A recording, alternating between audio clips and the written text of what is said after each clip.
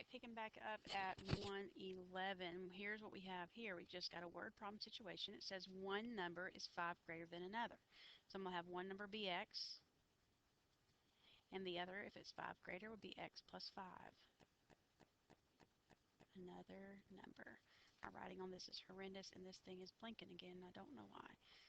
Okay, the product of the numbers, product means to multiply. So if I multiply these numbers, I get 36. Now some of you be saying, I can figure out what that number is without doing this. That's fine. If you can figure it out, I am not going to make you do any kind of quadratic equation. But if you can't, and this weren't 36 and it was 378 or something like that, it might be a little bit harder to figure out. So if we learn it with easier numbers, this process, then it becomes not so challenging when we get tougher numbers later on. So if I want to solve this and find the numbers, I'm going to distribute this. That'd be x squared plus 5x equals 36. Set it equal to 0. All right, and so I am going to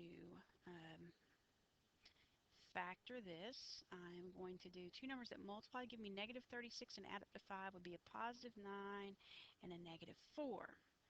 And I get that x plus 9 equals 0 if I use my zero product property. So I get negative 9, and I get x is 4. So I've really got two possibilities, and I went back and reread this. Does it say anything like it has to be something? Let me pause and look and see what they say in the back of the book, because I think I have two different sets of numbers. Okay, I do have two different sets of numbers. So if x is negative 9, then I would have negative 9 and negative 9 plus 5, which is negative 4. And if you look, this one is 5 bigger than this one, and they do multiply. Their product is 36. Or I could have positive 4, and then if x is 4, then the other number would be 9, and 4 times 9 is 36. So either one of those sets would work, and I don't know why this keeps blinking at me. All right, so that's number 111. 112 is worked the same way. I will help you get the numbers, but I'm going to let you do it. 112 is one number is 6 less than another, so I'll let x be one number, and then x minus 6 would be the other number, and their product is 72, so you should be able to do that. Okay, 113, these boxes that you guys love so much. Whoa, I don't know what happened there. All right, 113.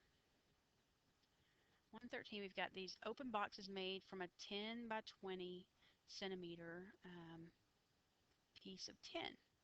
And they cut these squares out of the sides that have a, we're going to cut them, and we're going to call this dimension x. So they want to know what is the length of the sides. The area of the resulting base is going to be 96 when I fold it up. If I cut x out of both sides, then this length is not 10, it's going to be 10 minus 2x. And this side is not going to be 20, it's going to be 20 minus 2x. And the area is the length times the width of the bottom. They're not talking about the volume where we had to do the height, but the area is going to be 96. And all you do is you want to do FOIL and distribute and set it equal to 0, and then you can either factor it or use your graphing calculator to find the zeros of that function. All right, 114. At the Glen Island Zoo, we had 170 meters of fencing was used to close a petting area. All right, if I have 170 meters to go all the way around, means I have 85 to go halfway around. So this side's x, this side would be 85 minus x, just like we did it in the last chapter. They want to know that if the area is 1,750, find the dimensions of the petting area. So it'd be x times 85 minus x equals 1750. Distribute, set it equal to 0, and then either use the quadratic formula, factor, or complete the square. Any of those methods, you can use your graphing calculator to do that. All right, number 115. Find the dimensions of a Persian rug if the perimeter is 28 and the area is 48. So the area is going to be 48. If the perimeter is 28, then halfway around is 14. So if this side's x, this side's going to be 14 minus x. And then it's done a lot like the last one. Length, I just messed that up. Length times width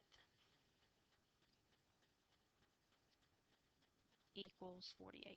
and then you just solve it from there. Distribute, set it equal to 0, and then you can do the quadratic formula or factor if it's possible. Last one, 116.